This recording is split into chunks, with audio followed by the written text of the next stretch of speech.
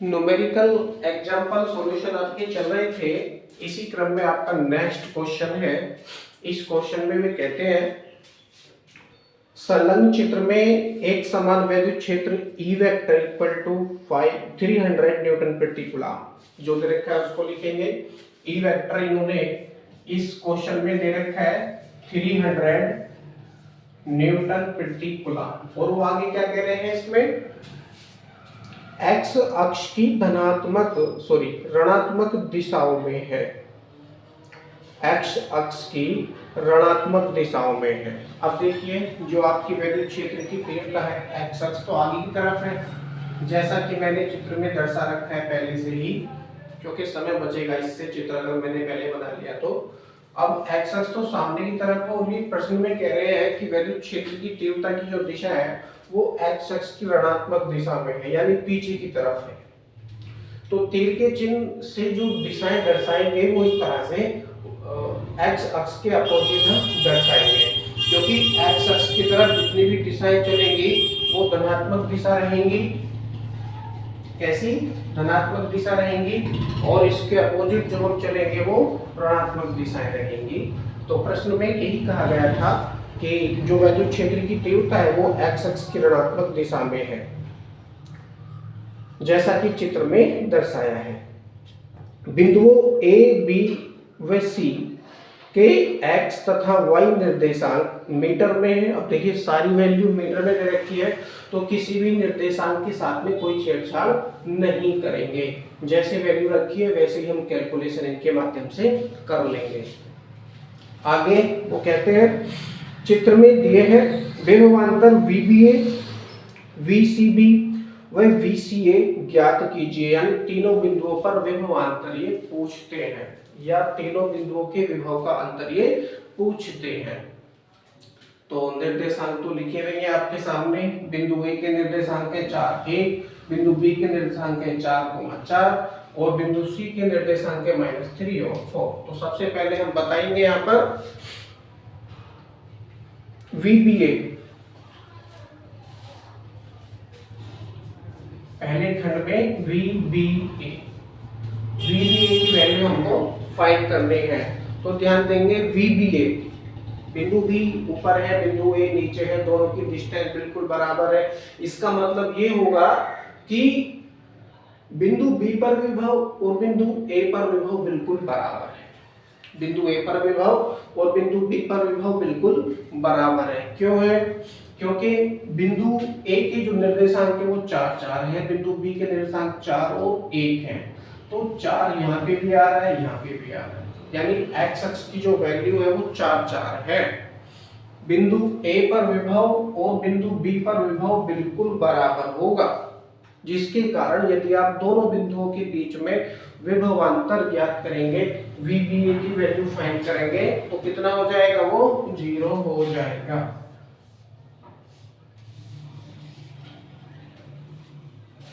दूसरा कारण यह है कि किसी धनावेश को बिंदु A से बिंदु B तक ले जाने में कोई कार्य नहीं करना पड़ेगा। क्यों नहीं करना पड़ेगा?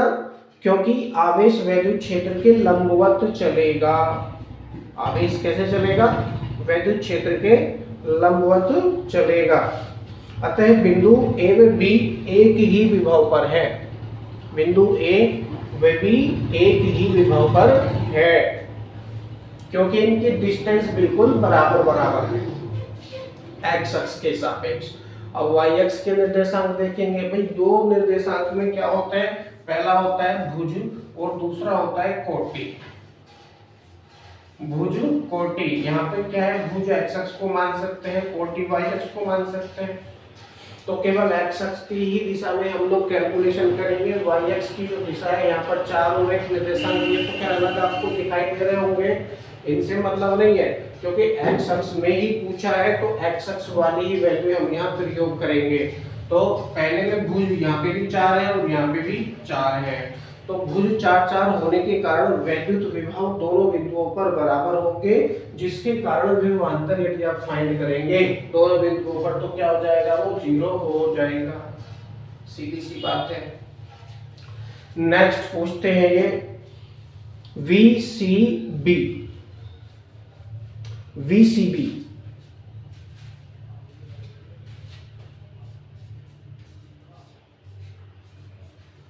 अर्थात VC minus VB, VCB, VC minus VB ये पूछते हैं। अब फॉर्मूला क्या होता है विभवांतर ज्ञात करने का? इक्वल टू होता है W/Q, अर्थात वैद्युत क्षेत्र गुणा दूरी।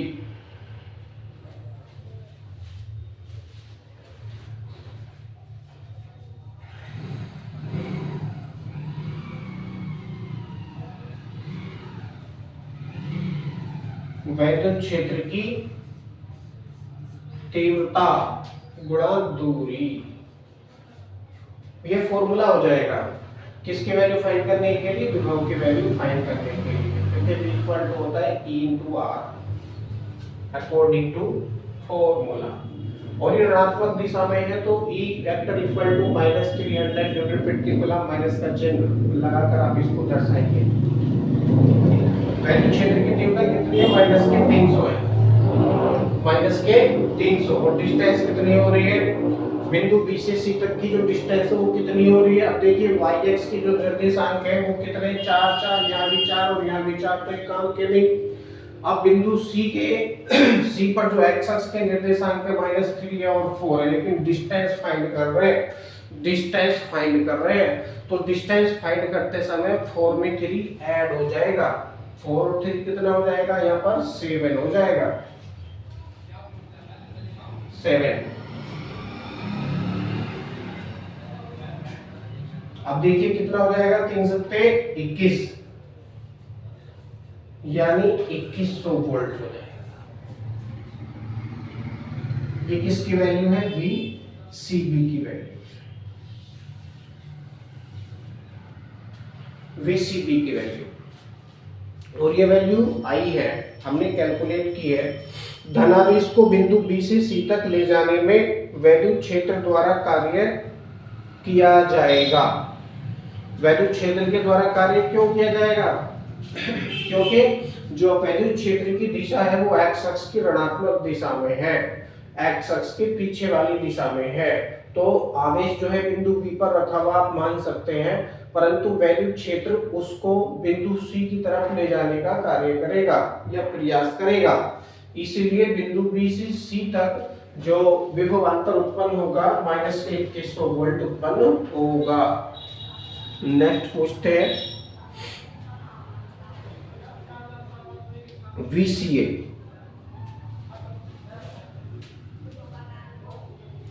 VCA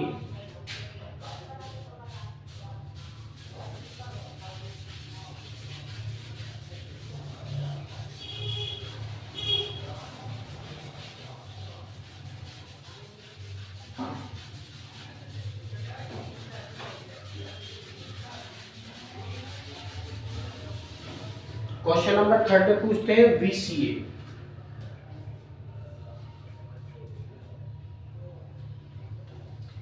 बिंदु C यहाँ है, बिंदु A यहाँ है, अर्थात क्या हो जाएगा? VC minus VA। अब VC पर टॉप फाइंड कर चुके, कितना हो गया? -2100 वोल्ट, और बिंदु A पर जो वोल्टेज आपने पहले फाइंड किया वो कितना था?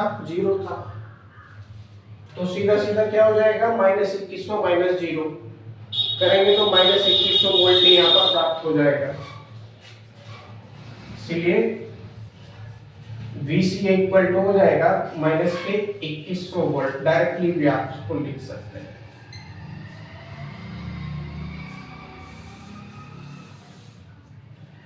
दूसरे शब्दों में आप ये भी लिख सकते हैं, क्योंकि क्या चल रहा था?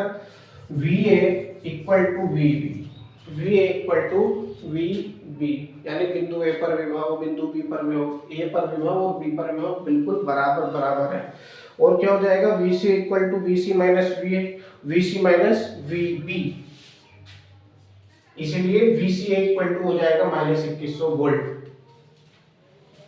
यही आपका आंसर है। तीनों ही बिंदुओं पर विभवांतर आपने ज्ञात कर लिया।